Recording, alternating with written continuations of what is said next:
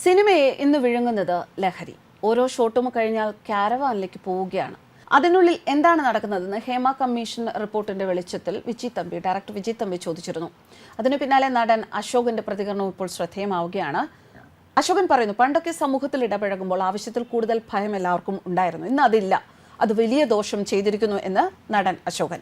പുതിയ തലമുറയ്ക്ക് ലഹരി വസ്തുക്കൾ സുലഭമായി ലഭിക്കുന്നുണ്ടെന്ന് നടൻ അശോകൻ. ആൺകുട്ടികളും പെൺകുട്ടികളും കഞ്ചാവ് അടക്കമുള്ള ലഹരി പദാർത്ഥങ്ങൾ ഉപയോഗിക്കുന്നു. പഴയ കാലത്തെ പോലുള്ള സിനിമകൾ ഇന്നുണ്ടാകില്ല. കാലഘട്ടം ഒരുപാട് മാറിപ്പോയി എന്നും താരം പറയുന്നു.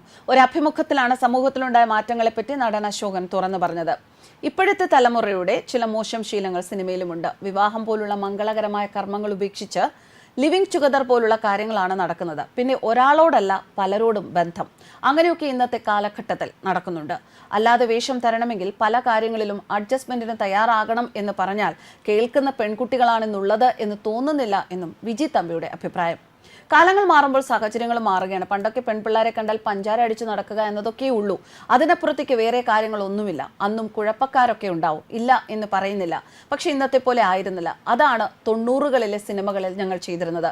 ഇന്നുള്ള ചെറുപ്പക്കാരുടെ രീതി അങ്ങനെയല്ല. ഇന്നെല്ലാം ഫ്രീ ആണ്. ഞങ്ങളൊക്കെ സ്കൂളിലും കോളേജിലും ഒക്കെ പഠിക്കുന്ന കാലത്ത് പെൺകുട്ടികളും ആൺകുട്ടികളുമായി സംസാരം പോലും കുറവാണ്.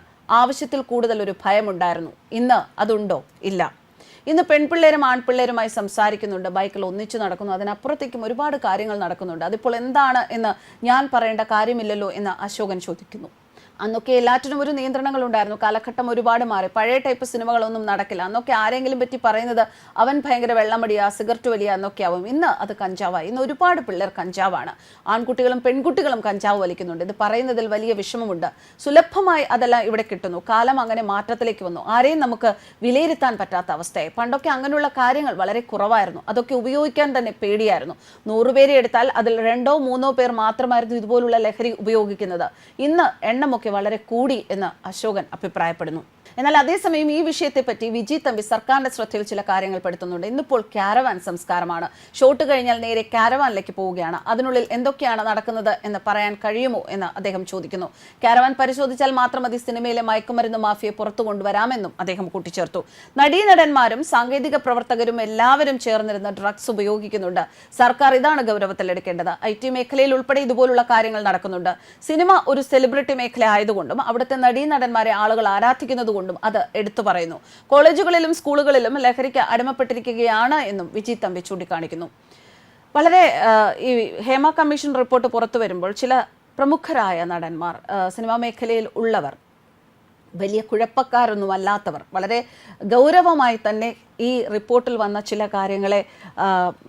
കാര്യങ്ങളെക്കുറിച്ച് ഗൗരവമായ രീതിയിൽ തന്നെ സംസാരിക്കുന്നുണ്ട്. കാര്യം സിനിമാ മേഖലയിൽ നടക്കുന്ന കാര്യങ്ങൾ എന്തൊക്കെയാണ് എന്ന് അവർക്ക് വളരെ കൃത്യമായി അറിയാവുന്നതുകൊണ്ടും അവർ പറയുന്ന കാര്യങ്ങൾ ശരിയായിരിക്കാം, അതിന് പിന്നിൽ ഒരുപാട് സത്യങ്ങൾ ഉണ്ടായിരിക്കും എന്ന് മനസ്സിലാക്കേണ്ടതുള്ളതുകൊണ്ടും സർക്കാർ ഇവരുടെ ഈ ഒരു വിലയിരുത്തലുകൾ, ഈ റിപ്പോർട്ട് വന്നതിൻ്റെ വെളിച്ചത്തിൽ നടന്മാർ വിലയിരുത്തൽ നടത്തുമ്പോൾ ആ വിലയിരുത്തലുകളിൽ അടങ്ങിയിരിക്കുന്ന കാര്യങ്ങൾ മനസ്സിലാക്കുകയും അതനുസരിച്ച് മാറ്റങ്ങൾ ഈ മേഖലയിൽ വരുത്താൻ ശ്രമിക്കുകയും ചെയ്താൽ ഒരുപാട് മാറ്റങ്ങൾ വരുത്താൻ സാധിക്കും. നഷ്ടപ്പെട്ടു പോയ ഒരു സംസ്കാരത്തെ ഒരുപക്ഷെ തിരിച്ചു കൊണ്ടുവരാൻ സാധിച്ചേക്കും എന്ന് തന്നെ നമുക്ക് പ്രതീക്ഷിക്കാം. ന്യൂസ് ഡെസ്ക് കർമ്മ ന്യൂസ്.